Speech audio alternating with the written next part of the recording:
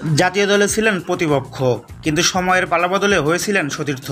মাঠে একসাথে পরিকল্পনা কিংবা সেলিব্রেশনে মেতে ওঠা কিংবা পাশে বসিয়ে প্রশংসা করা, সবই ছিল একসাথে। মুম্বাইতে মুস্তাফিজুর রহমান এবং রোহিত শর্মা ছিলেন ঠিক এতটাই ক্লোজ। 2018 সালে আরও একজনের সাথে ভাব জমেছিল মুস্তাফিজের, তিনি জসপ্রীত বুমরা। কিন্তু সেই অতীতকে পিছনে ফেলে তারা এখন প্রতিপক্ষ। মুম্বাইয়ের ওয়াংখেড়ে স্টেডিয়ামে 33,000 দর্শক এবং নীল শিবিরের বিপক্ষে ফিরছেন মুস্তাফিজুর রহমান চেন্নাইয়ের হয়ে। পরিসংখ্যান বলছে মুম্বাইয়ের ব্যাটারদের বিপক্ষে মুস্তাফিজুর রহমান হতে পারেন ত্রাস। প্রথম নামটি আসে রোহিত শর্মার, যেখানে 10 বার মুখোমুখিতে 3 বার আউট করেছেন রোহিত শর্মাকে মুস্তাফিজুর রহমান। যদিও ফিজের বিপক্ষে স্ট্রাইক রেট রোহিত শর্মার 151। দ্বিতীয় নাম হার্দিক পান্ডিয়ার, 6 ম্যাচের মধ্যে 2 বার হার্দিক পান্ডিয়াকে প্যাভিলিয়নের পর দেখিয়েছেন এই কাটার মাস্টার।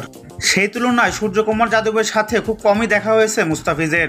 4 বারে দেখায় 1 বার আউট করেছেন সূর্যকুমার যাদবকে। মুস্তাফিজের হিট লিস্টে মুম্বাইয়ের আরেকজন খেলোয়াড় হলো মোহাম্মদ নবী। মুস্তাফিজের সাথে নবীর দেখা হয়েছে 7 বার, আউট করেছেন 2 বার। সেই সাথে মুস্তাফিজের বিপক্ষেও রান তুলতে গিয়ে নবী খাবি খেয়েছে বারবার। মুস্তাফিজের 31 বলে নবী নিতে পেরেছেন মাত্র 36 রান।